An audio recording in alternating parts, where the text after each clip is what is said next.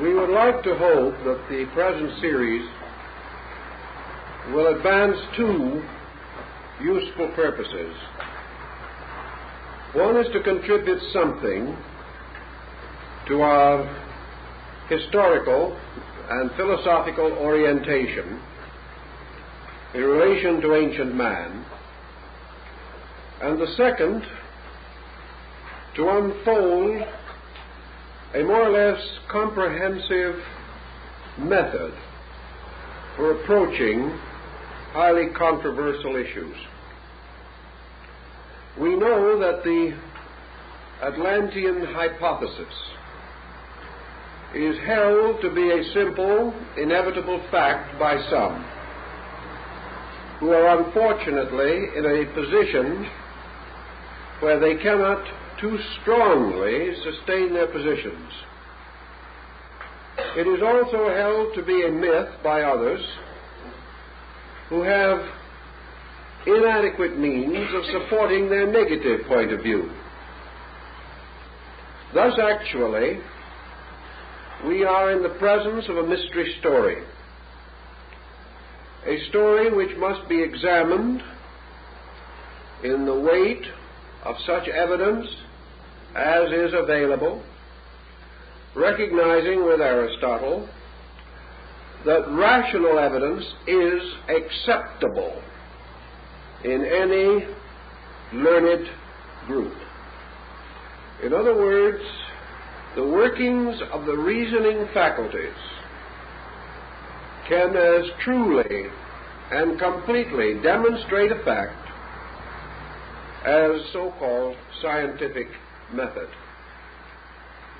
Nearly all so-called scientific fact has either come from reasoning process or led to it. Therefore, the facts, apart from reason, lose most of their utility.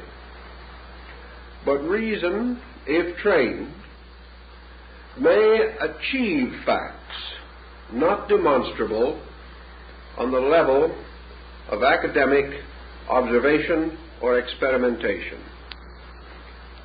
Thus, we must try, throughout this entire series, to estimate our values, to gather such evidence as can be gathered, to interpret it with a largess of spirit which is consistent with good sense, thoughtfulness, and thoroughness. We are not seeking to attain an easy believing, but also we are not interested in denying merely because others have denied, or doubting because doubts are fashionable. What then is our basic problem? This problem deals with the existence of a comparatively important culture group at a time which we would generally regard as prehistoric. Perhaps better we should say that this group stands in the dim dawn light between prehistory and history. The moment we begin to consider this period, we learn several important negative facts. The first is that in spite of our achievements in many branches of learning, we have not been especially successful in pushing back the boundaries of history. We divide the world now into two distinct groups or periods, one historic and the other prehistorical. About prehistorical eras in general, we have a fair knowledge. We know something of the primitive man.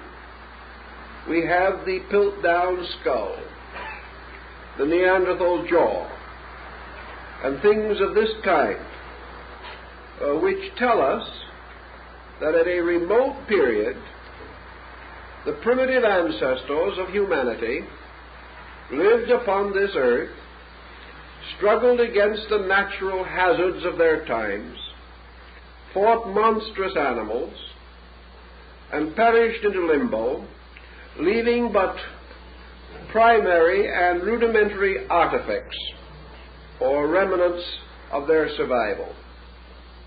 By geology, we come to some knowledge, and by the further aid of ethnology and anthropology, we have a picture of the remote world.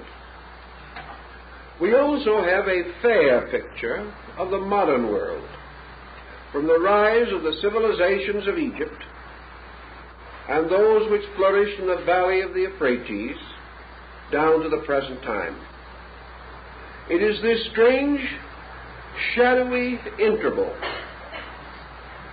between the prehistoric world and the historical world that we know that gives us the most baffling problem.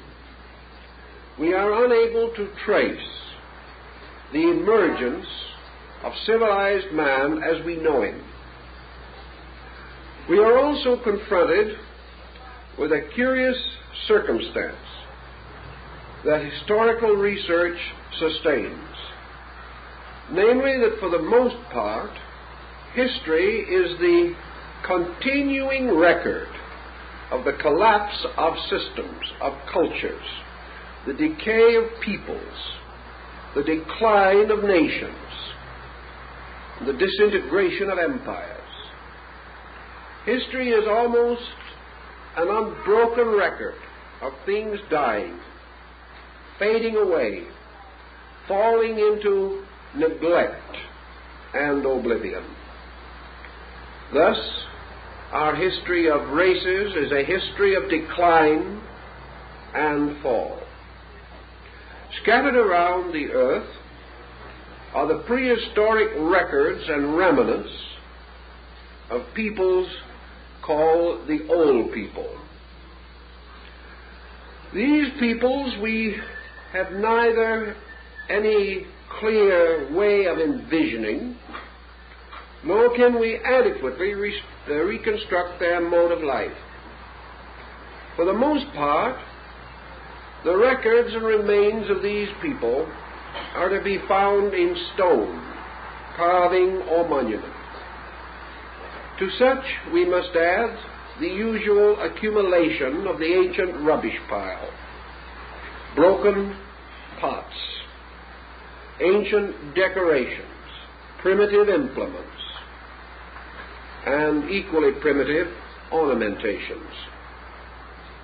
Yet as we look around through these early shadowy remnants of things, we see flashes of considerable cultural insight.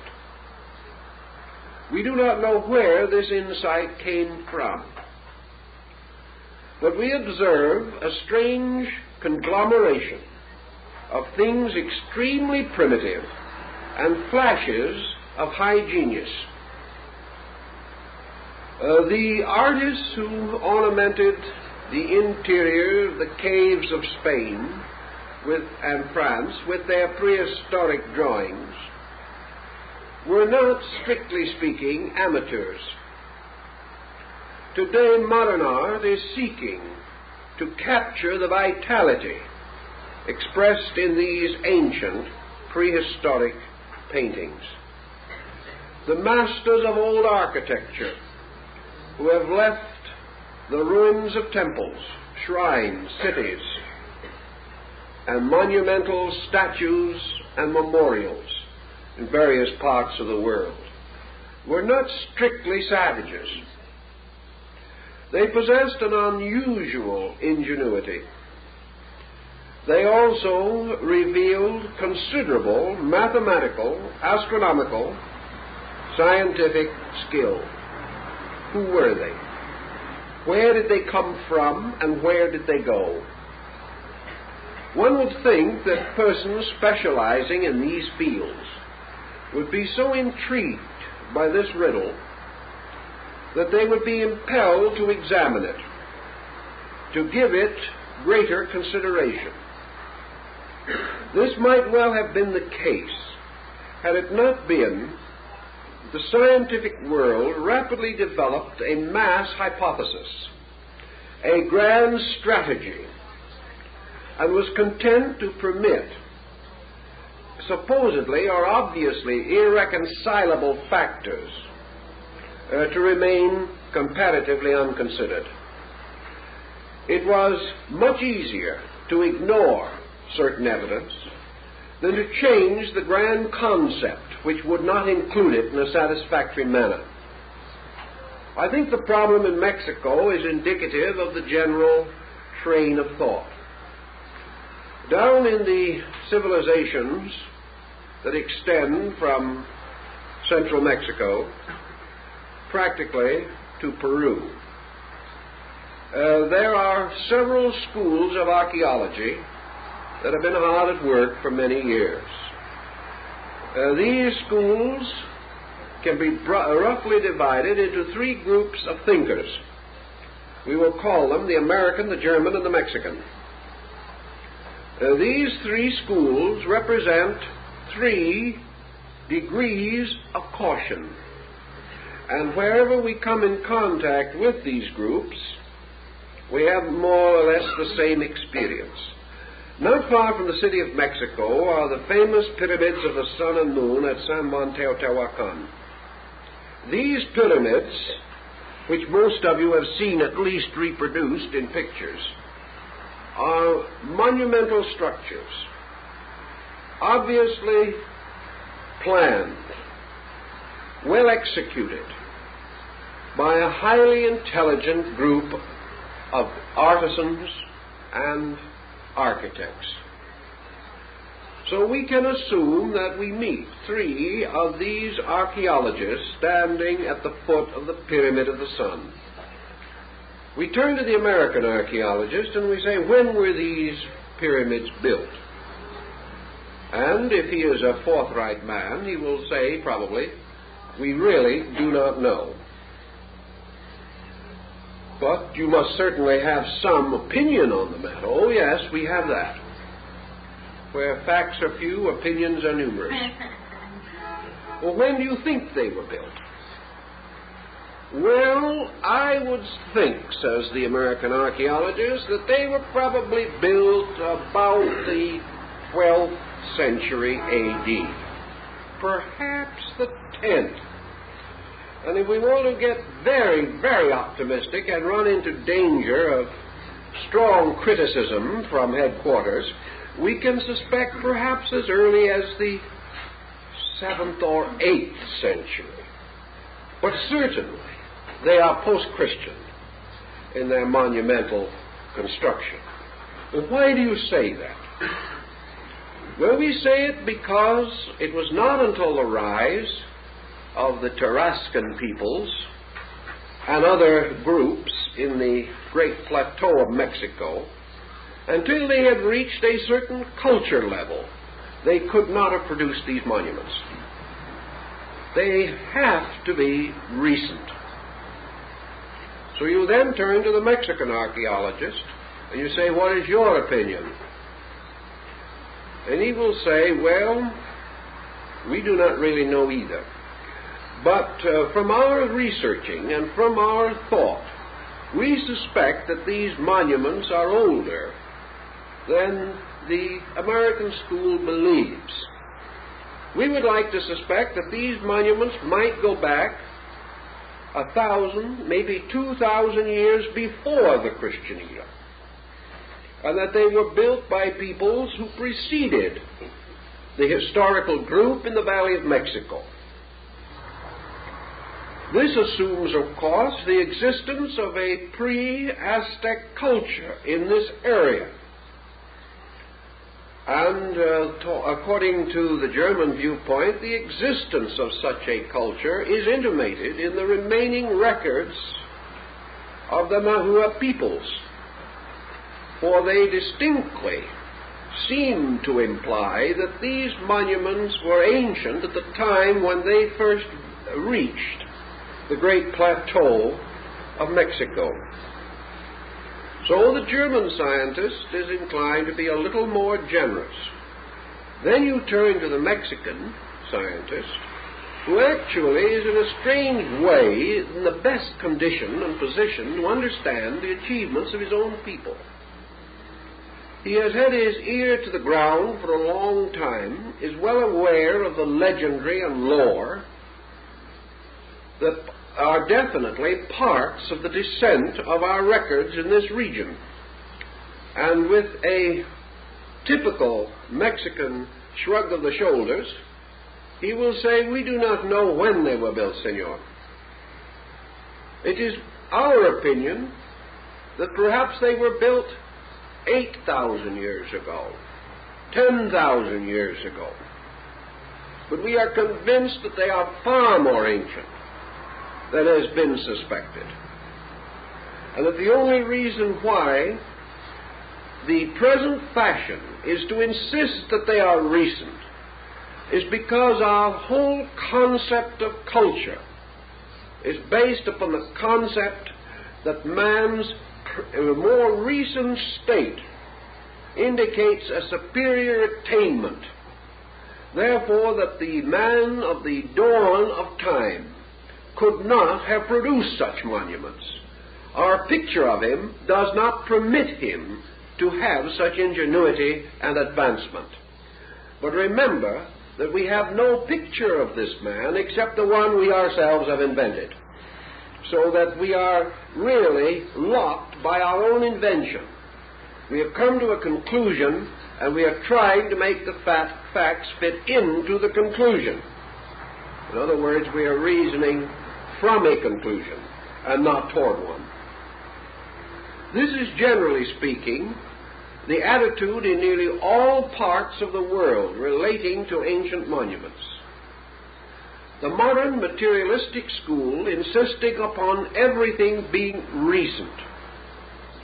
The more conservative Teutonic mind being a little slower to arrive at such an end or finding, and the native peoples, whether scholarly or unscholarly, uniting in the concept of an extraordinary antiquity to certain of their most famous monumental structures.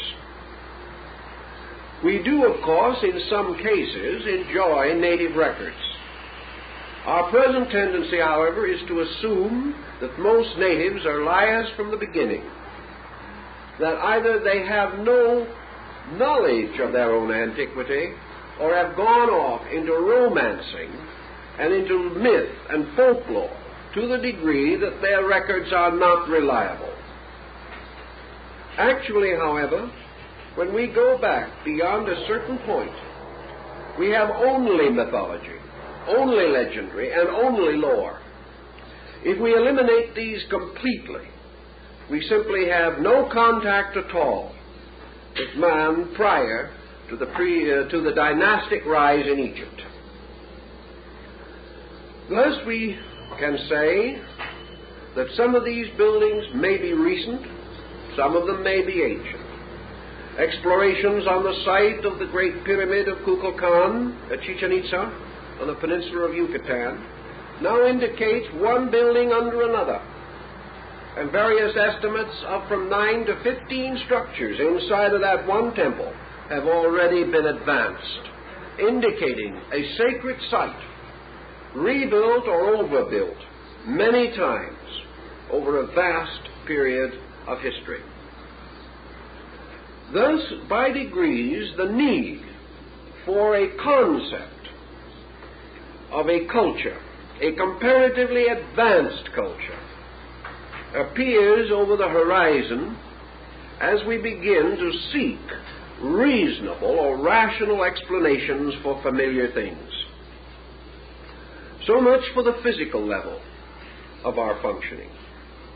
Now let us move to an entirely different theater of consideration, a different area requiring penetration. We are completely confused as to the origin of language. We have some rather skillful thoughts about it, but still we are unable to explain a number of important things. We accept much, question little, and hope for the best. On another level, equally important, we are without any adequate knowledge as to the origin of the sciences that we now consider basic. Who invented mathematics and when? This question would really probably prove disconcerting even to the best historian of mathematics. We simply do not know. Wherever we find the person or the condition which seems to suggest origination, we immediately strike a legend, or immediately strike a statement of that person that his knowledge was derived from some other source. We cannot pin down the original of these different forms of learning. This is especially true when we turn from history to Stonehenge, or to the great Druidic or pre-Druidic monuments in Brittany, in France. Here, immense mazes, tremendous architectural structures, covering huge areas, and arranged with considerable mathematical skill, must certainly precede the periods in which we believed mathematics to be available to man.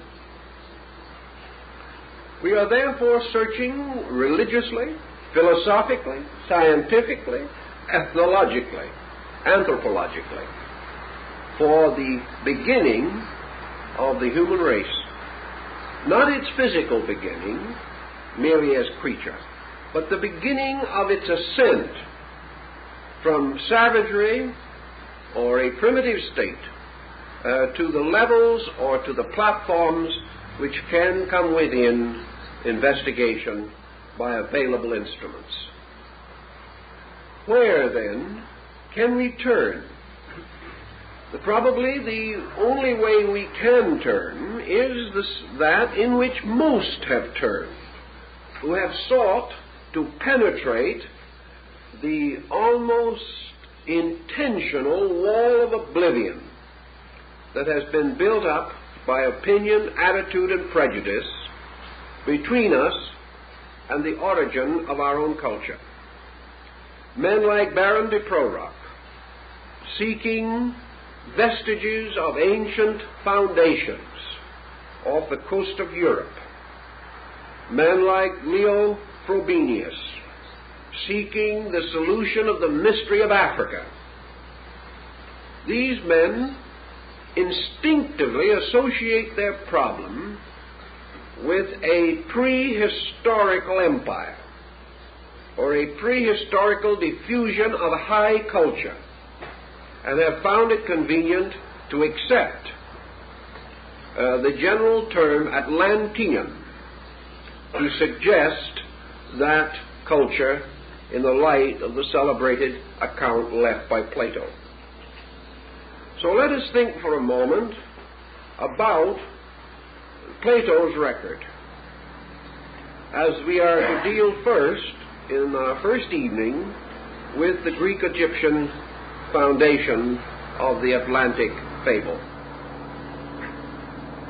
We have every reason to believe that the discussion of the Atlantic island contained in the writings of Plato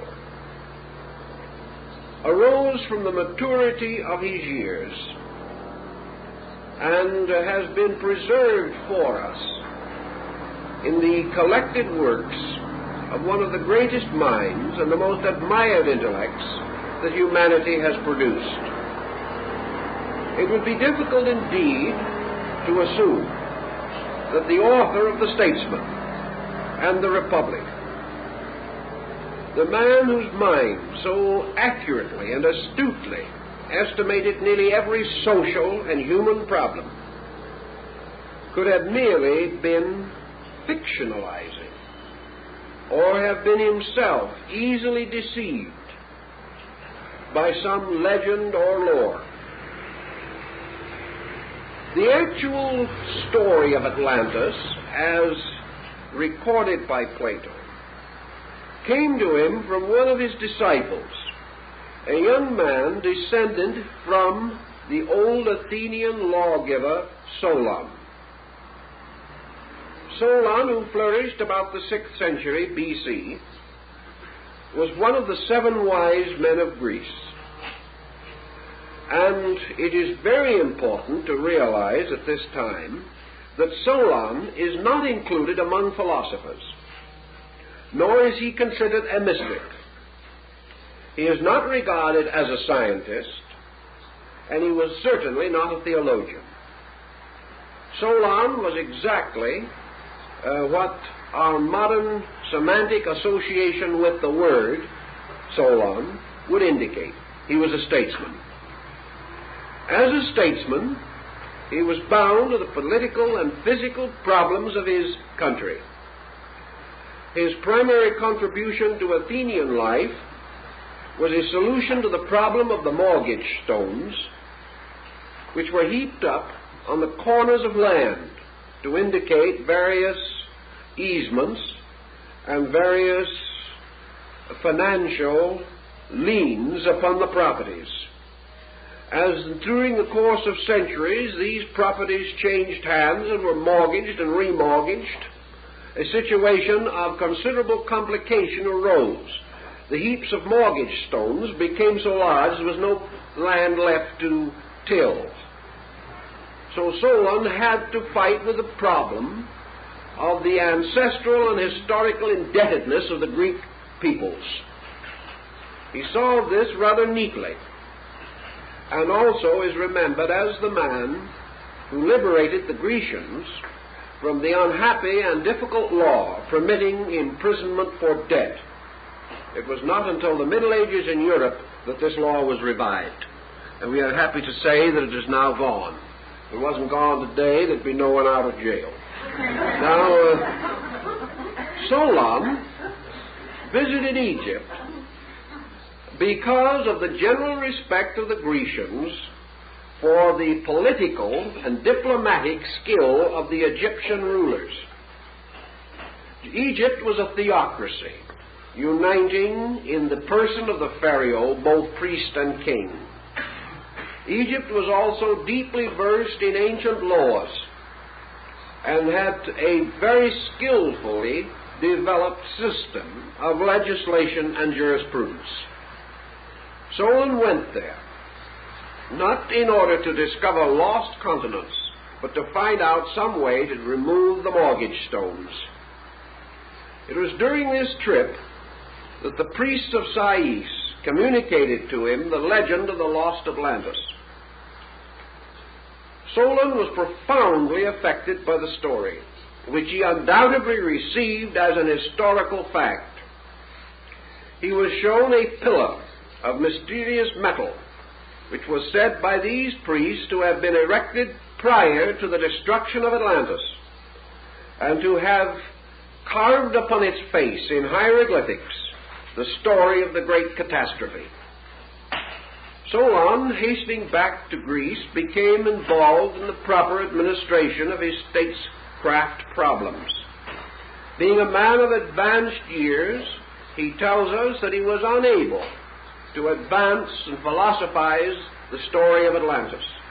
He therefore left it as he had received it, in record only, passing it on to his descendants. And one of these descendants finally brought it to the attention of Plato. The record has also some dating. Solon, as we say, flourished about 600 BC. And according to the ancient story, the Atlantic invasion of the Greek states occurred about 9,000 years before the birth of Solon. This would put it somewhat in the neighborhood of 11,500 years ago.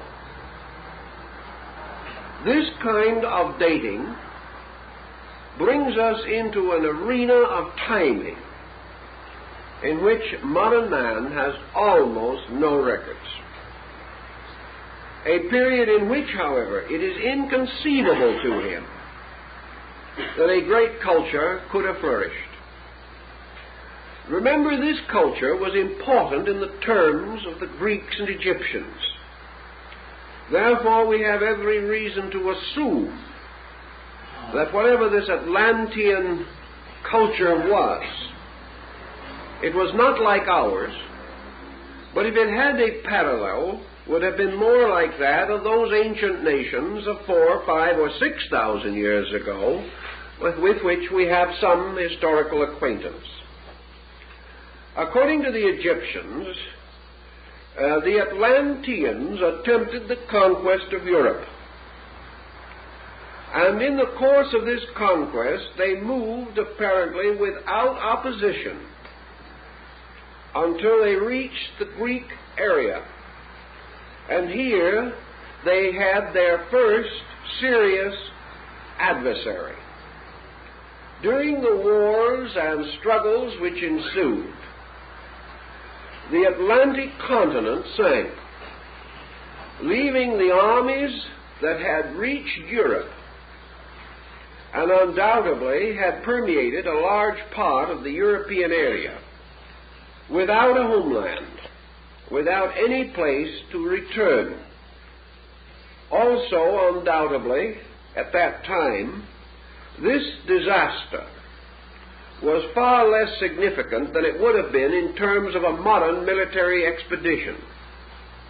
Even 4,000 years ago, and certainly 5 or 6, armies did not move as bodies of military people. They moved as migrations of total social groups. The army or the leader leading an expedition into a remote area carried with him all his worldly goods, his family, his livestock, everything necessary for his survival. It is quite likely that in many of those older campaigns, the original members of the expedition, even had they been spared or were they spared in war, would never return home. It would be their great-grandchildren who might return, if any, because there was almost no contact between these migrant armies and the land from which they originated. They might well settle in some new region and never go back, becoming the nucleus of a new culture group. So it is not so likely that the Atlantean armies were gravely perturbed by the destruction of their homeland. They may have already been away from it 100, 200 years, with little memory by descent of the original area, and that memory already highly dramatized and romanticized. Plato and the Egyptians both fail to tell us what happened to the migrant armies of the Atlantean expeditionary forces. Obviously, they could not go home. They seemed to disappear, and they disappeared at a time thousands of years before the Trojan War. Some have advanced the possibility that these Atlantean migrants finally come into historical memory as the Egyptian people, that perhaps the Egyptians were these Atlanteans, that they gradually took over this area, bringing with them the cultural background of previous achievement. This might explain why we have no clear evidence of the origin of arts or sciences in Egypt. Why it also happens that the earliest Egyptian records indicate a people highly advanced, culturally, scientifically, philosophically, and religiously. We do not know where these people came from, nor do we know where the Atlanteans went. On the same ground, we have comparatively little knowledge of a primitive state of Europe. We have some. we can envision the Europe of the Goths and the Vandals. But far deeper than these records are the ancient cultural institutions of the Druids and of the various bardic orders that were behind the common ways of things. The Druids were a very learned people, as Caesar testifies. Where did they derive their learning? It has been common to assume that they had some connection with Asia. How? Where? When? None of these questions are adequately answered. Solon, in his legend, or the story which he received, therefore gives an almost starkly simple report that at a certain time these invasions took place. He does not dramatize them in his own story in any way whatever. Nor does he imply that the Egyptians, a rather factual people, dramatized the story. They presented it to him as a simple historical account, but unfortunately did not give him the details which might have clarified the whole issue. Later, when the descendant of Solon provided the material for the famous dialogue, the Critias, of Plato, we find the master of philosophy moving in upon the fable.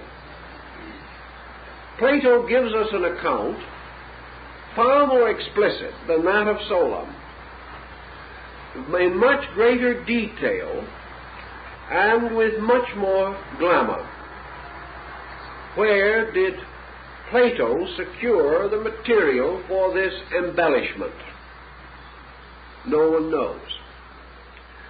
This embellishment, however, follows in itself a kind of pattern. It follows the pattern of Greek mythology.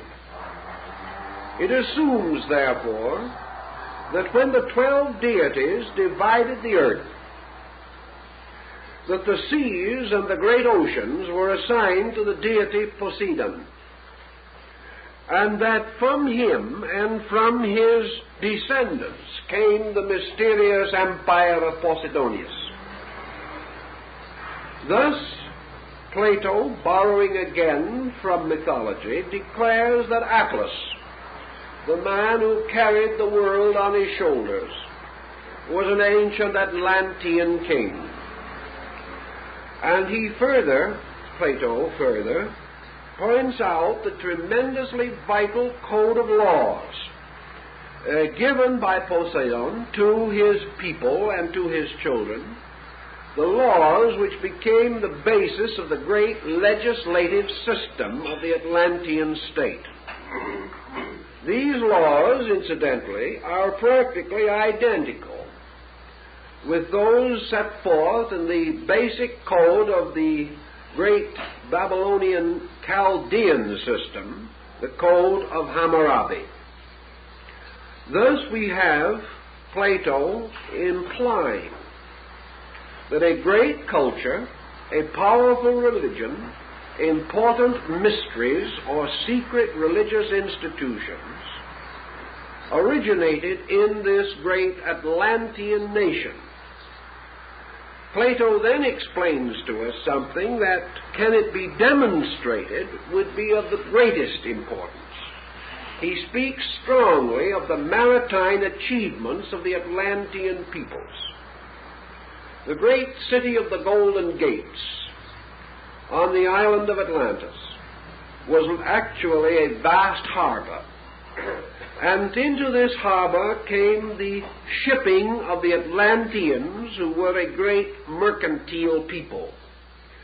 Their boats and galleys and crafts went throughout the world, merchandising, bartering, exchanging, trading. Plato does not specifically state colonizing, but let us move it there for a moment and consider what might be implied. A factual story gives us some help. We know that the Chaldeans, at a comparatively early period, sailed along the coasts of Western Europe, reaching as far as Britain and the Scandinavian countries to engage in the merchandising of tin. And we know that wherever these ancient expeditions came and visited, they left not only the immediate objects of barter, but a cultural impact upon the peoples that they visited. In other words, wherever the Chaldeans bartered, they left something of their philosophy and their culture, further testified to by the experiences of Caesar in interrogating the wise people of Gaul and Brittany. Thus, the migration of a great mercantile project traveling into very far areas would certainly imply the establishment of trading centers, trading posts, outposts of one kind or another, and even permanent settlements. The trader is always the same, and along the routes of his journey he leaves indelible impressions of his vices, his virtues, and his achievements. This brings us to another important situation. Is Plato romancing? Was it possible for an Atlantean merchant fleet to travel any extraordinary distance? Two questions then present themselves. What was the general geographical state of the Atlantic area at this time? Assuming that the central mountains of the Atlantean continent island, which may have been nearly as large as Australia, perhaps this area was connected with islands or other smaller, unsubmerged, scattered fragments of land, so that contact between Europe and America, by means of this continent and islands, might not have been a great challenge to navigation. The Seminole Indians in Florida have record of a land bridge that once extended all the way from America to Europe. While we may want to think that the Seminoles are not the world's outstanding historians, and there is some ground for this opinion, on the other hand, the Seminoles, like most primitive people, have no reason to misrepresent. It is meaningless to them. There is nothing to be gained, no purpose whatever, because they are not solving any problem and they were in need of no hypothesis. They were only telling the story of their people. They were preserving the record of some migration of their own ancestors, which they regarded as worth preserving. Another point in this situation is, what would be the probabilities of navigation by primitive instruments such as old galleys, sailing boats, or even canoes?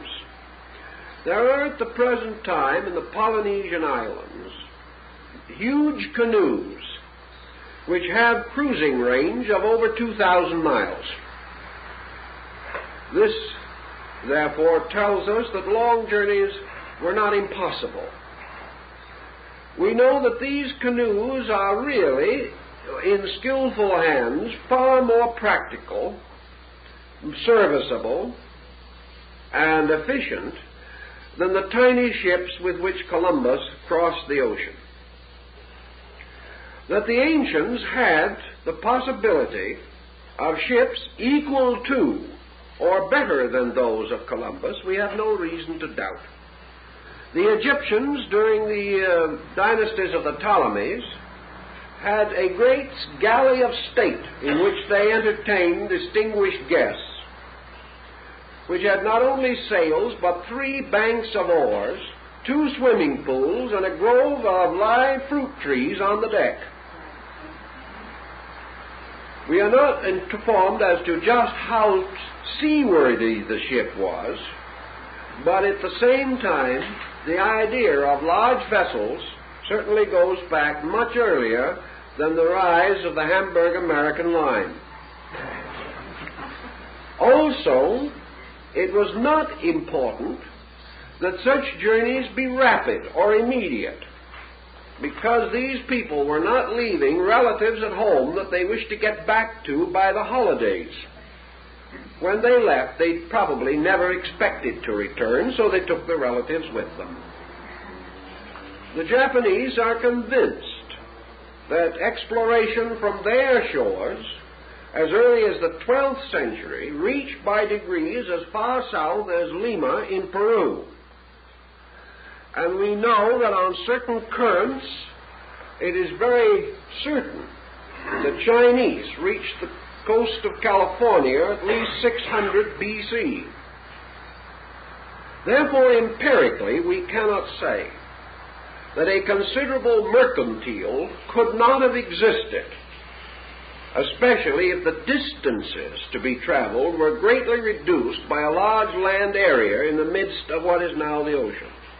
Perhaps there was no area that would have required any unusual means of travel. Even as we can follow the Aleutian Islands and things of that nature and make a reasonably safe trip from the Western Hemisphere to Asia. These considerations, then, do not tell us that Plato would have been romancing unduly. He was aware of the strength of the then existing Greek fleet. He also knew of the Egyptian navy and what it had accomplished and what it could accomplish. He knew that people far less skillful and less strategically placed had also conquered a smaller sea of their own, the Mediterranean. All these things were matters of degrees, not involving any major policy change. Let us assume then for a moment that in the course of their mercantile activity, trading and bartering for some reason, Plato does not tell us what they were seeking to merchandise. Perhaps like many powerful nations, they had built up a great level of luxury in their own culture, and that their people and their nation, which probably numbered some 60 million at its height, was a tremendous market for rare and remarkable goods from strange places. And even as the Assyrians are known to have brought foods, spices, and fine fabrics 7,000 and 8,000 miles for their luxury use, we do not know that it could not be that the Atlanteans wished to trade in these materials for their own enjoyment or for the raising of their own cultural level. But almost certainly, some kind of colonization had to accompany a large expanding program of mercantile. We have in the more recent times of our own world the same situation arising.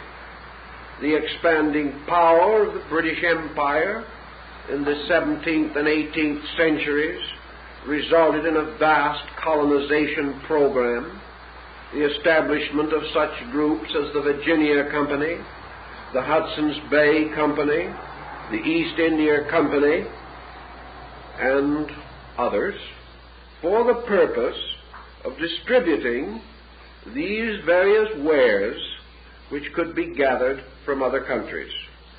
The gathering of the material in these other countries required central storage areas, such as the treaty ports that were set up along the coast of China in the closing years of the last century. Such programs must have carried with them cultural infusion. Every colonizing program in the last 1,000 years has spiritually, morally, intellectually, and culturally affected all peoples involved in this colonization. And in spite of the fact that only selfishness may have dominated the original program, these colonizing plans have always finally resulted in the raising of native levels and have opened the way for the future independence of these once colonized and dominated groups. We have no reason, therefore, to assume that Plato was mad or completely impractical if he tells us something which we have seen repeated 100 times since, and have seen repeated by peoples of a much more complicated nature, and with situations that might have suggested other means of handling, but we have still followed the old traditional ways. If, then, it is conceivable that this Atlantic center did have a broad area which, like the spokes of a wheel moving outward from the central hub, finally diverged to an incredible rim area, we have one possible answer to the question of how almost completely isolated peoples, among whom there is no historical record of contact, and who have been separated by what appeared to be impassable intervals of mountains, land, or water, could have, at approximately the same time, been enriched by certain basic additions to their ways of life. In thinking of this, let us turn to some of these peoples. Even the Greeks do not or did not believe that they originated their own culture. They said that their culture came to them by a mysterious person from a distant place.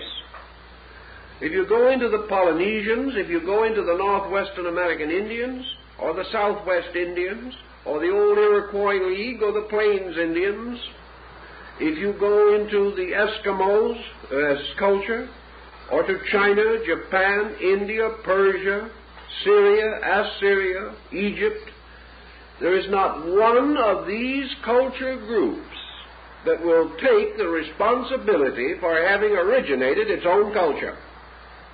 This is important. While we have only myths to work with, that is true, every one of these groups of myths tell essentially the same origin story, that the peoples came from elsewhere, that they came with leaders who had led them from some previous location, that these leaders were responsible for the establishment of higher orders of culture in primitive areas. Thus, the natural or aboriginal peoples of these areas all insist that their cultures began with the advent of divine beings who came from remote places, from a long distance, from other lands. These remote beings did not resemble the people to whom they came. They wore different clothing. They spoke a different language. But in each case, they brought ideas. And from these ideas, the cultures of these local groups derived their impulse and their inspiration. Now, when you find this scattered throughout the earth, and you find almost identical cultures developing around these myths, so that Max Müller, the great German Orientalist, was actually correct when he said that there was never a false religion unless a child is a false man, that all these people came to the same basic ideas, and that as cultures developed, they developed around identical institutions. The astronomy of India although we do not know where it came from, is not essentially different from the astronomy of Egypt, nor is it different from that of China, nor of that of Greece. And European astronomy is indebted to this entire background. Even in languages, identical words are to be found. Dr. Laplongeon, exploring both Egypt and the Western Hemisphere, made a list of hundreds of Maya words, he knew the language, which were identical with Egyptian words of same meaning. And also he made many drawings of glyphs, which show that the Egyptian words and glyphs for certain objects were identical with the words and glyphs assigned to them in the Western Hemisphere. The only answer to this is that there was a migration of ideas. And Plato's hypothesis seems to provide us with an adequate explanation for this migration of ideas. Furthermore, we find no evidence among other peoples of any mass migrational efforts. There is no other people known on the earth today in the mythology of which we find any clearly defined statement that that people was responsible for a powerful inflection of world culture. In other words, the Greeks do not say that they educated the Western Hemisphere. The Egyptians do not say that they ever had anything to do with China. India does not claim that it is responsible for Central American civilization. Nor can the Central American civilization, dear old Dr. Plongeon to the contrary, nevertheless, actually claim that it was responsible for the rise of Syria, Palestine, the Near East, and the emirs of Afghanistan. No existing people meets the need of the problem at hand, nor does any existing people claim to ever have fulfilled that need. And though their myths be many, this type of mythology is not to be found. But the mythology that someone else came to them is universally present. One of the difficulties, of course, that we confront in all of these situations is the comparatively recent rise of a trustworthy chronological system. We have a reasonable system in China by which we can push back dates 2,000 or 3,000 years before the Christian era, but after that we are dissipated in mythology again. We can integrate the concept of Egyptian dating perhaps 6,000 to 7,000 years. In India, we are not quite so fortunate as far as chronological material is concerned. The Maya chronological system, which is perhaps one of the most perfect in the world, has only a comparatively recent history in the Western Hemisphere, and their own system of chronology implies definitely that it was set up elsewhere long before. But we do not have any trustworthy system of dating. We cannot raise the question, therefore, what were these people doing 10,000 years ago? We have no chronology to assist us to differentiate these periods. In fact, we could not spot them within several thousands of years. Thus we have only legendary. We have only the concept of the long, long ago. We are back to the most elusive of all dates, once upon a time, where every legend, fairy story, and fragment of folklore has its beginning. This once upon a time, however, has one interesting, demonstrable element. This once upon a time is related to area. And we are able to gather to some degree a picture of timing from location.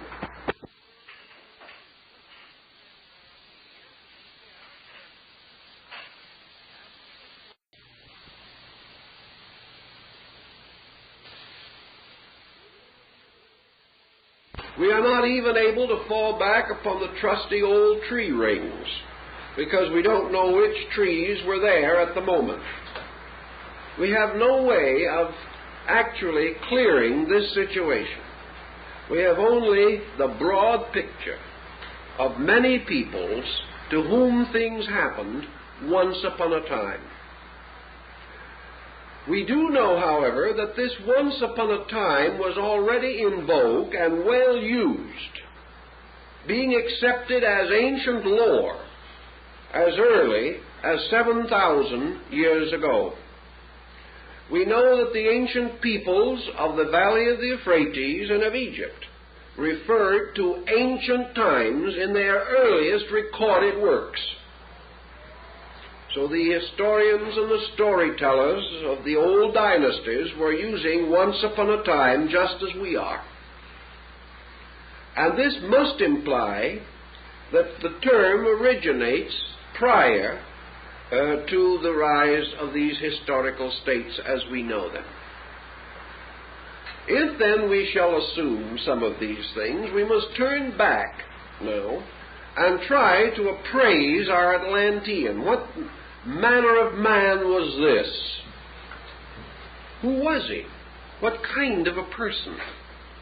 Is it true that great scientists and philosophers and scholars flourished in this empire of the Golden Gates 25,000 years ago? Did some strange catastrophe wipe out the first spaceships, aeroplanes? Were these people great scientists? Are we merely struggling to regain what they once knew? It's all very dramatic, very interesting, and very difficult. Actually,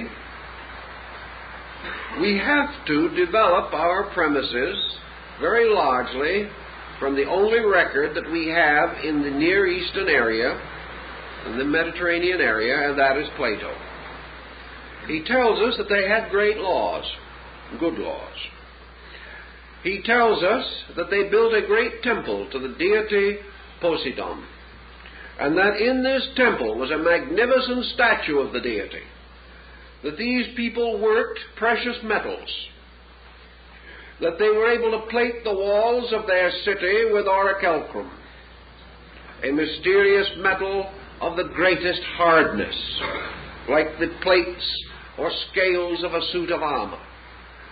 These people had armor, spears, bow and arrow, or at least some similar weapon. They were able to make war, and they were sufficiently aggressive so that it was not until the Athenians arose against them that they met any resistance in their migration. They domesticated the horse, which was sacred to the god who was the ruler of their land. They possessed the knowledge of the tilling of the soil, and from the description of their harbors, their earthworks, their ships, their laws, their ancient hierarchical orders, the descent of their rulers, their princely and priestly families, their knowledge of medicine, law, and science, from all these fragments put together, we must have been in the presence of a reasonably advanced type of person. Now, this does not mean, by any circumstance, that we must regard the Atlantean as a miracle or a wonder of wonders.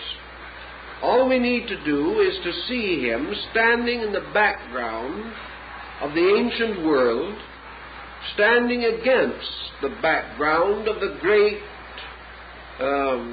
dynasties of Babylonia and Egypt, standing perhaps almost like some vast pre-Egyptian in the midst of the city which he had built, the city of great monuments and pyramids, a wonderful city on a wonderful land, fertile, which he was able to cultivate, where he had learned to gather the fruits of the fields and to sow the grain. He had gained much knowledge. It would be almost inconceivable that the gods of the islands would have written tablets, inscribing them with their instructions, and this Plato simply tosses in, had not the people had a written language. Nor would he be likely to refer to these achievements had they no histories or historical records. So we must assume that perhaps, as in the case of Egypt or Greece, that some at least of the Atlanteans were literate, that they possessed a written language and could preserve history, that they could also preserve chronology, and that perhaps they are some almost hypothetical Mayan, a learned person such as those met by Cortez when he arrived in the Western world and beheld for the first time the Venice of America, the city of floating ships and islands, ruled over by the wise and colorful Montezuma. Now, how do we gain any further knowledge of this? We gain it again by going to the myths of these circumference peoples, the mysterious beings who came to them in the dawn of time, responsible for their advancement and their knowledge, are always attributed as possessing such attributes as we have listed. In other words, they were persons wearing armor, apparently a kind of chain or scale armor, which caused them to resemble fishes. That these people also came in boats, that they could navigate, and that when they reached the land, they brought with them in every instance a culture level higher than that of the people to whom they came. The picture is therefore that at least in the area under consideration, this colonizing was into primitive regions, as was the case in the 18th and 19th century in many cases, and that these various merchants or maritime adventurers actually developed primitive peoples and secured from them valuable commodities. In exchange, they left the inevitable record of their presence. Perhaps they sent missionaries. Perhaps they established permanent colonies. These things we cannot know with certainty. Now, if this was occurring 10, 12, 14,000 years ago, 20,000 perhaps, what was the state of the rest of the world? What was the state of the rest of the world when Great Britain produced its colonial empire? It was not a world of Great Britain and savagery. It was a world of several great cultures, and a world in which, by its own peculiar nature and skill, Great Britain was able to create this vast mercantile commonwealth. Now, it is not at all necessary that at the time of the Atlanteans no other civilized people existed. There is much to indicate that great migrations moving from northern Asia were also to be considered as important. For the beginning of the great Arya migration, which was to finally take the place of the Atlantean world and to dominate the culture which we now know, was certainly underway, moving into the theater of world affairs, down through the valley of the Sind and the great Indo-Gangetic plain of India.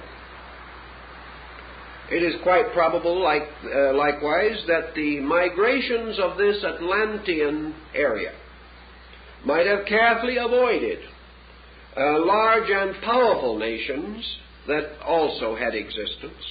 It may never have reached them, having been limited largely to the great Atlantic area. Or it may have reached them and fraternized with them. We have no record that it warred with them. Plato would imply from his account that there was no such thing as war as we know it until it was developed by the Atlanteans, that they were the first mortals to engage in war. If such is the case, perhaps they were the first whose ambitions, perhaps towards world dominion, brought them into conflict with the ambitions of others, or brought down upon them the resentments of exploited groups or pillaged culture systems. However we may wish to view this, Plato then moves into a moral ethical consideration in which he points out that the destruction of Atlantis was due to the disobedience of the princes and their peoples, who departed from the laws which had been given to them by their divine father, the god of the seas. And as retribution for these errors, terrible catastrophes descended upon them, and they were destroyed. Plato's account ends at this point. No one knows why. It is possible that Solon's account also so ends, or that Plato, concerned with other essays, neglected this one, or perhaps purposely he intended it to go no further. In any event, we have the powerful concept of such a cultural center. This causes us then to begin to patch together the framework and remnants of the old cultures of the world, in an effort to discover, if we can, such common material as could well have been derived from a single source. We have considerable such material available to us. For example, one of the earliest accounts relating to this arriving out of the sea of the stranger on his ship or upon his raft of serpents is that related to Dagon, the Babylonian Chaldean culture hero. Dagon, or Atlantes, the man who came out of the sea with the body of a human, with the head of a human being and the body of a fish, might well represent our mysterious Atlantean merchant or navigator. That he came out of the sea means merely that he came over the horizon. That he was riding upon a dragon means only that he came upon a ship. The messengers of Montezuma thought that Cortez had arrived on a dragon and declared they had seen it from the shore. So we can pretty well consider what this means. Perhaps dragon carving on the bow of a boat. Perhaps merely the sail or the oars, resembling many legs, led a very primitive people to believe that a sea monster had risen before them. In any event, what was the first thing that this seaman taught to the people in the valley of the Euphrates? The first thing that he is said to have given them was good government. Good government meaning social organization. He taught them the importance of cooperation, of the building of tribal or national consciousness, of giving them community life, of having them settle to become the dwellers in towns and villages, to end their ancient wanderings. He also taught them to cook their food, which previously they had eaten raw. He taught them that it was not necessary merely to fish for their food with a bone hook. He taught them how to snare and capture animals. He taught them how to weave cloth. These are things that are particularly related to these cultured deities. to till the soil, to gather medicinal herbs, to treat various kinds of sickness, to organize a calendar for the historical and chronological preservation of their dates, and also a written language in which they could preserve records. Furthermore, he taught them to build by laws of architecture, and in several cases he is accredited with having given them music. He is certainly associated with basic arts and sciences and crafts. And before the completion of his mysterious sojourn with them, he had given them the momentum, the impetus to achieve to a new level of social greatness. Now, in several instances, we observe thinly veiled what may be the realistic answer to the problem. Namely, that this same man taught them to gather various plants, taught them to mine the earth, taught them to catch birds for beautiful plumage, and also to raise special fruits and harvests, leading to their prosperity. This implies that this visitor was setting up a proper situation for an exchange of goods. In other words, he was helping these people to develop skills, presumably with the idea that after they had produced this goods, he would take it and merchandise it for them. Furthermore, there is evidence that this stranger left artifacts behind him. He left things that had belonged to his people. These became sacred relics, regarded with the most profound veneration. Now, as we begin to analyze this stranger who came from the sea, we almost inevitably come to the conclusion that he could not have been one but many. And this is again sustained by the records. For the records in Chaldea alone seem to point to at least 5 persons concealed under the identity of Dagon, or Oannes, the fishman. These persons visited the area at widely different periods, but had similar missions and identical contributions to make. And gradually, in prehistory, these personalities were either considered as one person with a phenomenal length of life, or as re-embodiments or returns of this one person on a religious level as avatars or re-embodiments. So we look this over with a rather critical thought in mind. We seem to observe a great deal of solid common sense.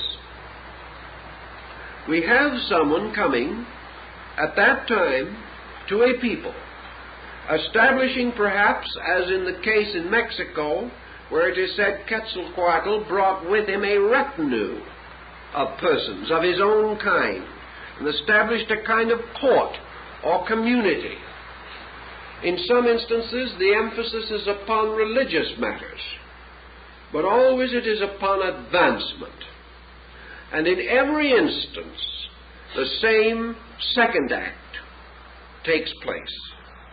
The strangers departed in due course, usually having appointed a successor or someone from among the people to carry on the program that had been started. In each case, the strangers promised to return, and in no case did they return. This is, I think, also important. Always the strangers said he would come back. Always he warned the people to keep the rules and laws because he would come back and find out whether they had or not. Also, this stranger emphasized the need for honesty and for integrity and for dedication. and he warned the people not to abuse the knowledge which he had given them, stating that if they did abuse this knowledge, they would destroy themselves. So with fond-a-do's of one kind or another, this mythological ancestor, this psychological forebear, vanished back into the sea again. He always went out by the same mysterious road of water by which he had come. His ship or his dragon seemed to vanish under the ocean, and he was never seen again. And his people waited for him, and they kept his rules, sometimes for centuries and thousands of years.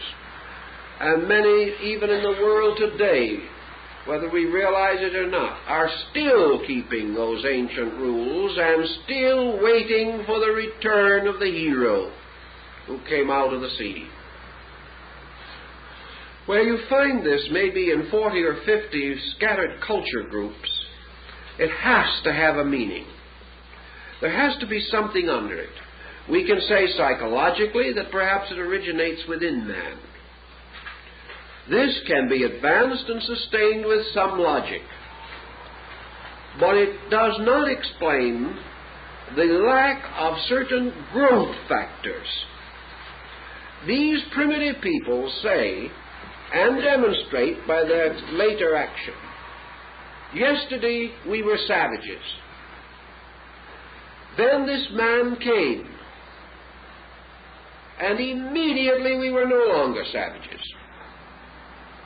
Within 50 years, within 20 years, within 100 years at most, these primitive peoples began to record their history. They changed their grass huts into great buildings. Sciences, arts, and crafts burst into bloom. Here they are. Yesterday they were not. And they tell us that the reason why this change was so rapid was because this knowledge was given to them.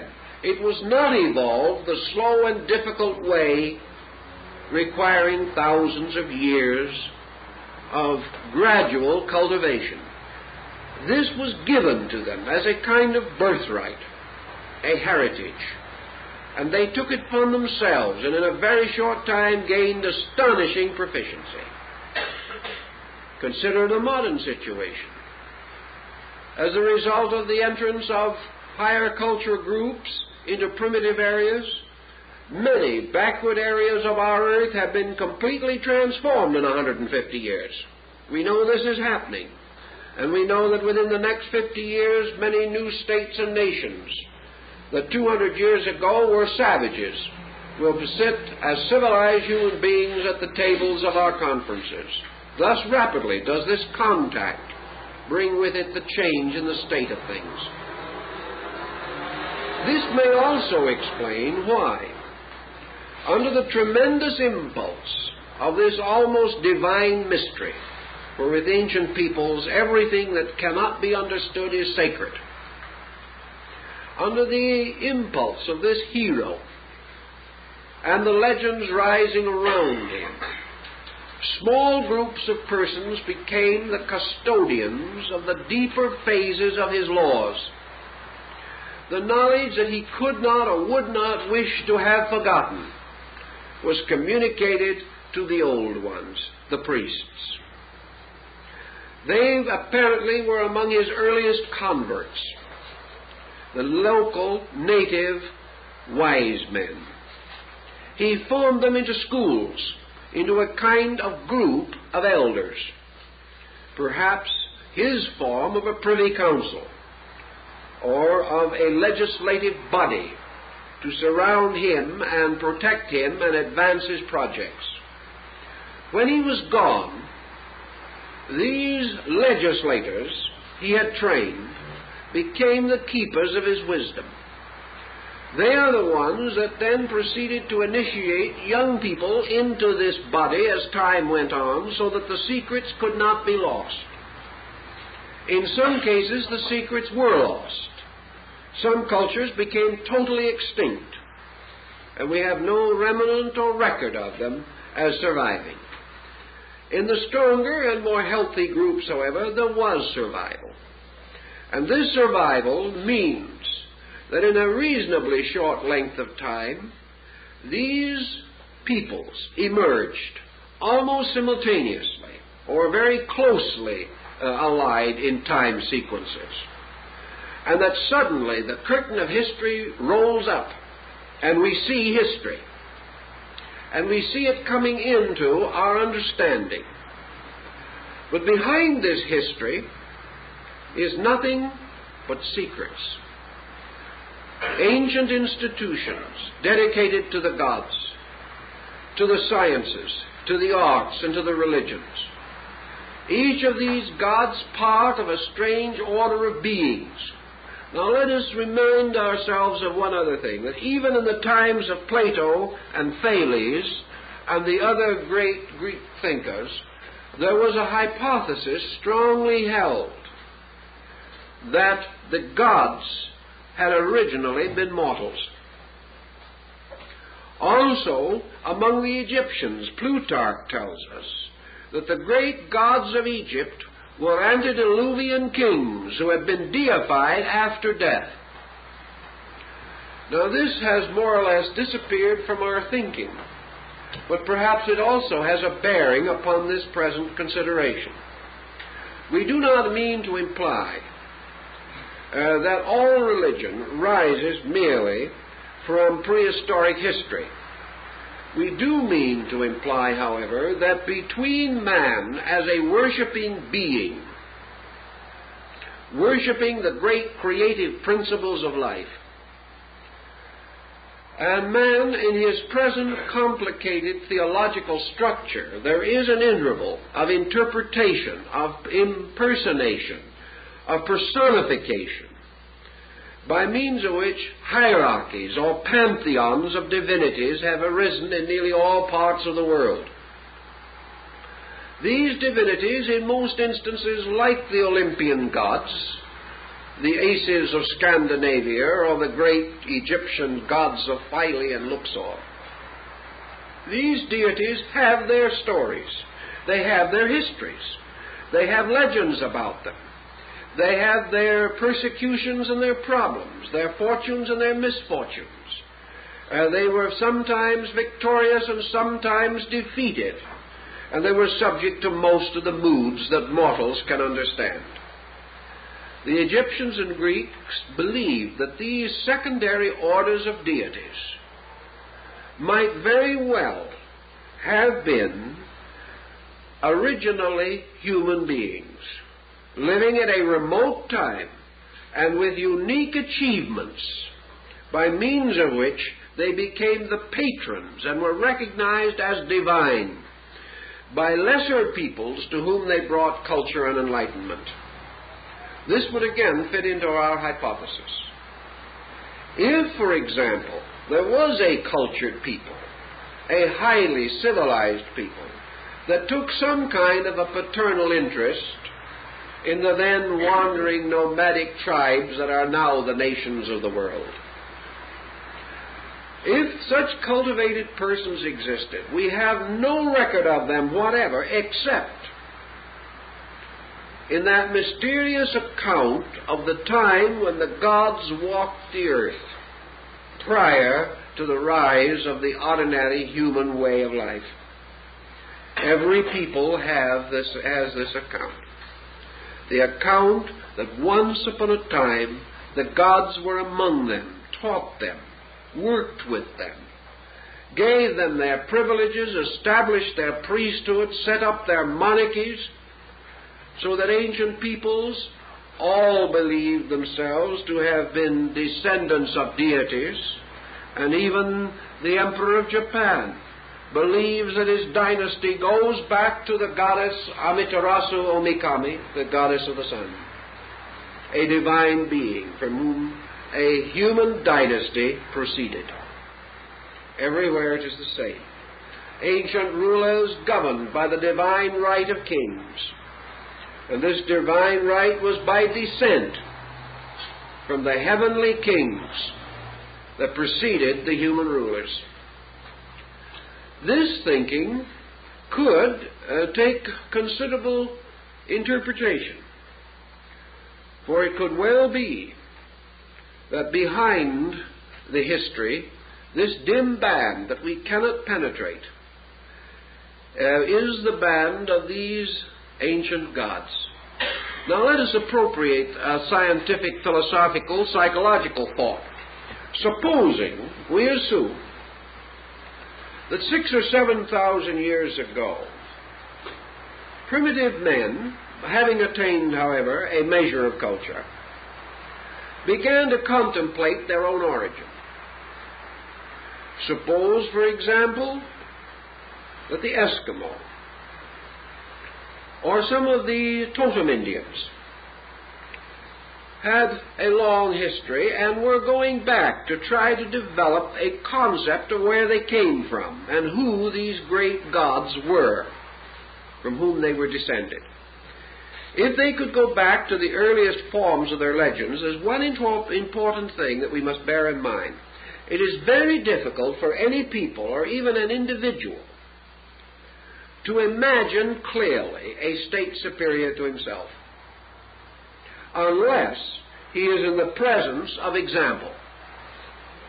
It is quite possible for a primitive man of today, having seen a civilized man, to imagine him. But if the primitive man had never seen a civilized man and knew of no other kind of creature than himself, it is very doubtful if he could have imagined a group of ancestors or predecessors sublimely superior to himself. He would not have known how to describe them or what to call them. He could not imagine the origin of his clan being any different from the world that he knew.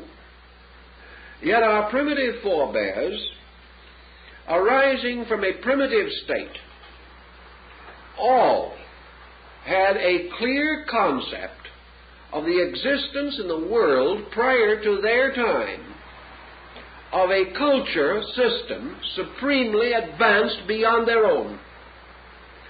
Thus the Greeks, at their very dawn, contemplating upon the gods of the great Hyperborean range, or the gods who abode north of the winds, saw Olympus as a magnificent assembly not only of rather human gods, but also of great attainments, of great skill, and of supreme authority, wisdom, and power. The gods of Greece and Egypt were great gods, looking down upon their world. And those who first envisioned them and gave us the ancient legends about them give us legends of a highly sophisticated nature, totally inconsistent with the people among whom these legends arose. Thus we may question not only the spontaneous development of a people in an unreasonably short time by their own efforts, or that these peoples, while still comparatively primitive, would attribute their growth by imagination alone to a specifically cultured group superior to themselves. These things do not normally occur in human psychology. And if probably anything, our ancestor was more normal than we are, because he did not have the confused and complicated social structures that make life difficult for us. So here we are with a new group of elements to consider. Let us take one of these elements and trace it briefly. Where did our religious insight arise? When Quetzalcoatl reached the shores of the Western Hemisphere, the man who came on the raft of serpents, he brought with him the worship of one God. When the ancient Oannes came to the shores of Babylonia, he brought the worship of one God. When Fu He, the great primitive ancestor of China, the man born out of the body of a fish, who rose from the sea and gave to the Chinese the mystery of the trigrams and the great writing. When he came to them, he brought to them the worship of one God, Shanti, imperial heaven. When Vishnu, in India, in the embodiment of the first avatar, born out of the body of a fish, and so created to rescue the law which had been carried to the bottom of the ocean by a demon. When this being came forth to become the inspiration of the great Puranic literature of India, he taught the worship of one God. When Virakaka came to Peru, he taught the existence of one God. And wherever we go, it is the same. These primitive peoples apparently had worshipped idols, or had worshipped fetishes, or had merely the primitive juju magic of the Votan and the African primitive. But immediately these leaders appeared. They brought the message of the one true Father. They taught that this Father was invisible. They taught that this Father was not embodied, but that this Spirit dwelt everywhere, in everything, and the Incas of Peru worshipped it by kissing the wind. They also believed in the importance of light as the symbol of the invisible power. And the Peruvians had a concept of the sun almost identical with that of Akhenaten in Egypt nearly 2,000 years earlier. Thus, this power that came, this teacher, brought basic religious ideas. These ideas spread wherever this teaching spread. But the spreading was confined to levels. And as Plutarch also tells us, the candidate for initiation into the mysteries was ultimately initiated into the mystery of the one true God, not known to the people, but having been given to the mysteries by their divine founders long before. Is it any more difficult to assume that these divine founders represented an ancient culture level than it is to believe that these divine founders are to be understood as actual deities who took upon themselves bodies at their pleasures, wandered about the earth like Votan, and instructed a few whom they pleased? Is one hypothesis more difficult than the other? It seems to me that it is much more natural to assume that a man learns from his father, and that this father is his progenitor, his instructor, than it is that he learns from some invisible power that visits him remotely or occasionally according to some strange and unpredictable whim. So it would appear very reasonable. Now, if these teachers from far places had brought only abstract ideas, we could say inspiration, instinct, intuition would be applicable. But when, among a widely diversified group, specific technical knowledge is communicated simultaneously over large areas, we must begin to question the pure intuitive hypothesis. It seems far more reasonable to assume that these teachings were derived from some previous and adequate source that had the means to disseminate such instruction. Now, if we assume also that these teachers at a remote time returned to their own lands, or that the great mercantile centers which they represented were destroyed, then we have several possibilities. If, for example, during the height of the British colonial theory, the British islands themselves had sunk, it would not have meant the complete dissolution of all these different colonial projects. It would have meant, rather, that these projects would have been thrown upon their own resources, and in varying degrees of preparedness would have had autonomy thrust upon them. It would also mean that such travelers, merchants, scholars, missionaries, humanitarians, as survived because perhaps they were either on the sea or in these distant regions at the time of the catastrophe, would be required to establish new domicile, and probably would remain with the groups where they had created areas of prestige. Thus we may have a phenomenon which is noted among ancient peoples, and that is the curious differences between what might be termed certain aristocratic families within a racial group and the structure of that group itself. Sir Marco Polo, who visited Angkor, the great Khmer center in Indochina, the ruins of which are another unsolved riddle, declared that it was perfectly possible to tell the members of the aristocratic and royal family because of the complete difference in the color of their skin and in the structure of their features. Although these people had been born there and had ruled there for centuries, they were not the same stock.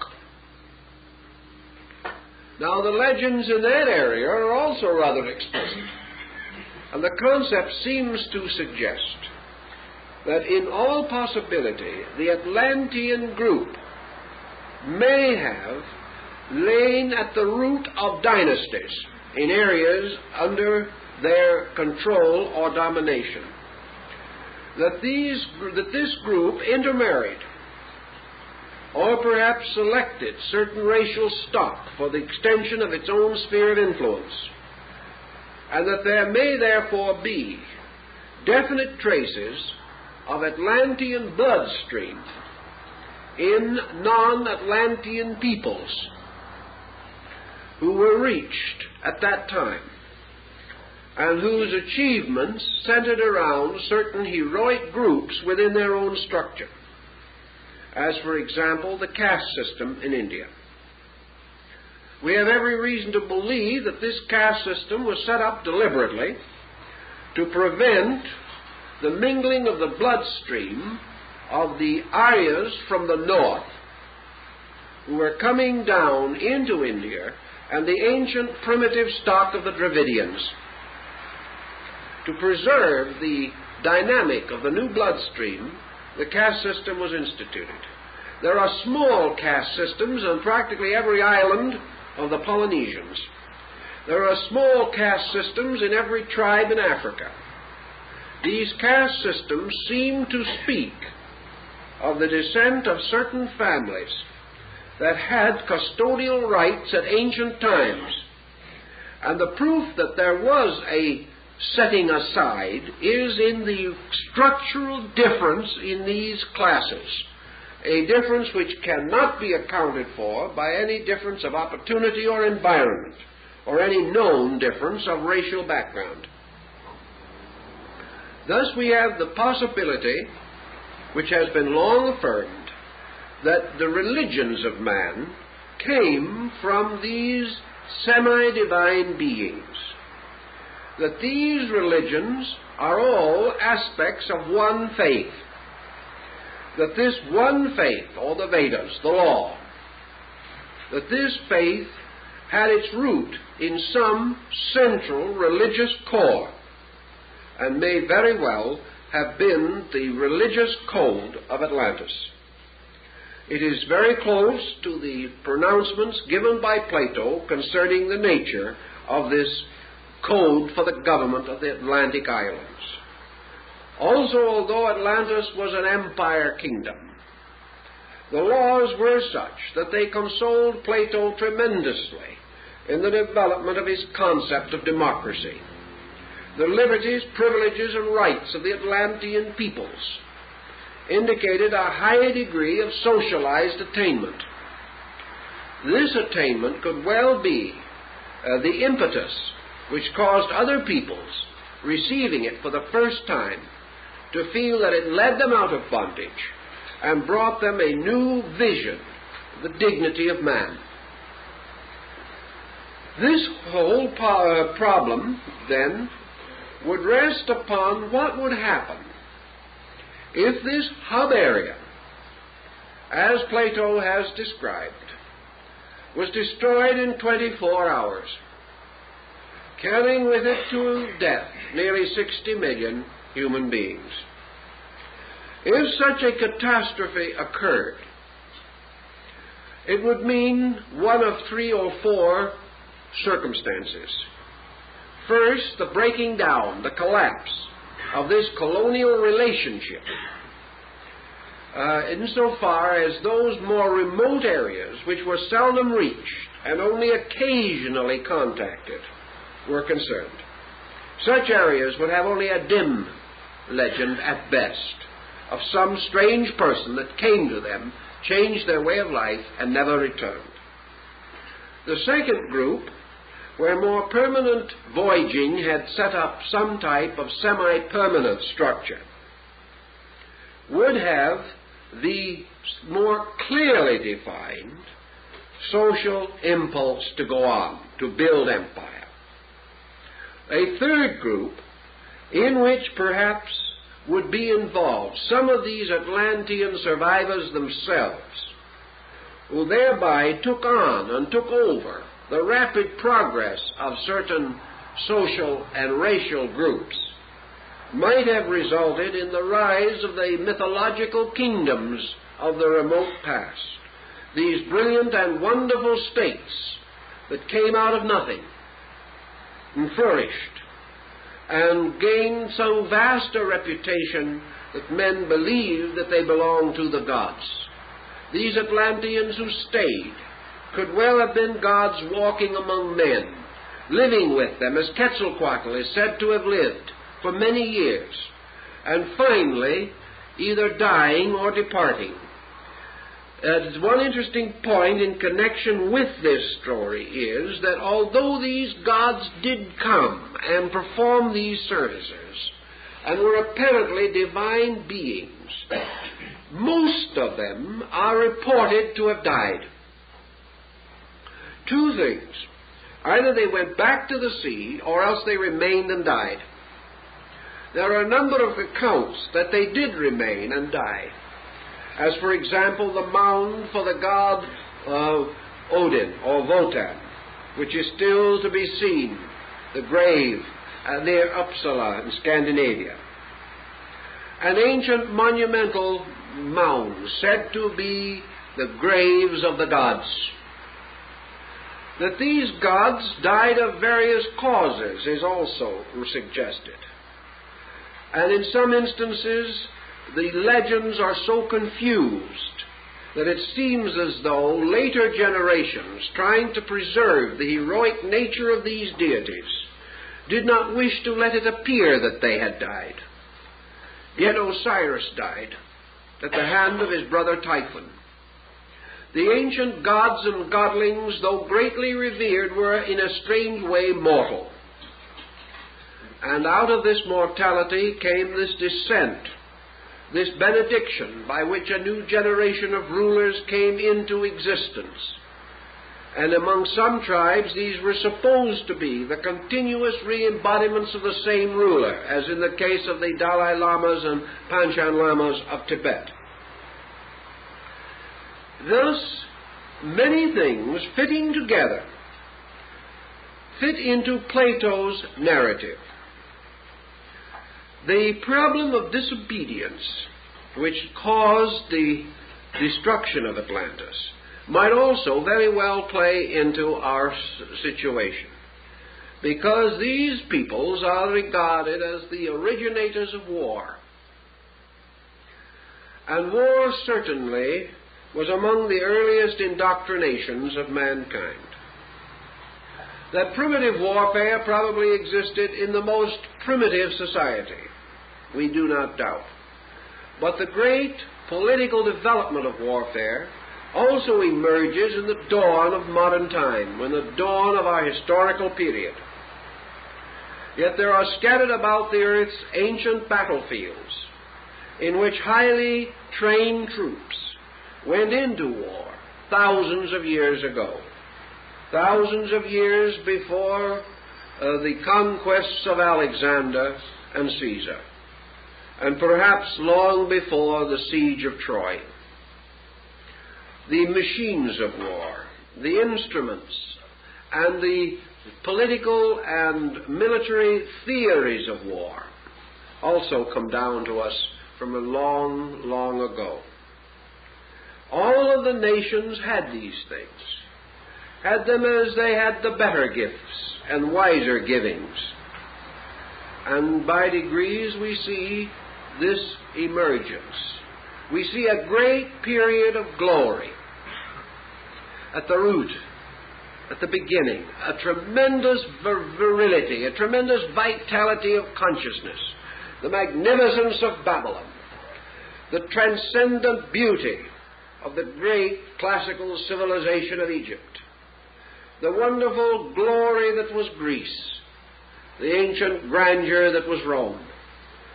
We see the ruins of these great achievements, and we perceive also that by degrees these ancient cultures have vanished, and that in their place, in many instances, the peoples involved continually declined, so that gradually the makers of these great cultures vanished entirely. There are no longer any ancient Egyptians. The modern Egyptian is an Arab.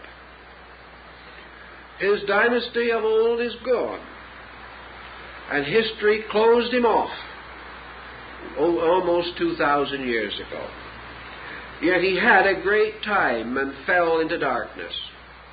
Why were so many of these great institutions so blackened, so darkened? And why were still earlier ones, of which only myth remains, also always falling away into darkness? It seems that the great vitality of these cultures was imparted from some level of knowledge, from some measure of understanding, more dramatic and dynamic than has ever since come to the world.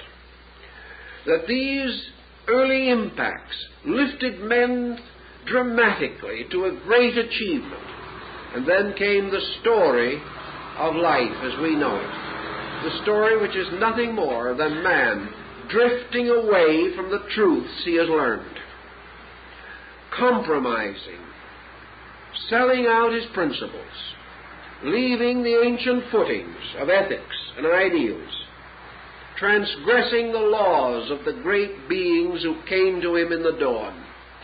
They warned him that this would be their own destruction, but the people would not listen. They continued to fall away, so that our history is largely a falling away from the great spiritual foundations and a drifting into material accomplishments, a drifting perhaps which Plato could cover under his concept of another Atlantis, in which man is submerged by the sea of his own thoughts and is drowned in the processes of his own mind. In any event, this, I think, is the Greco-Egyptian core of our subject, the farther core from which so much else has to come, and upon which we must build our next consideration, which will be to begin the analysis and examination of the various records in various areas dealing with this subject and the effort we shall make to evaluate them. And we thank you for being with us.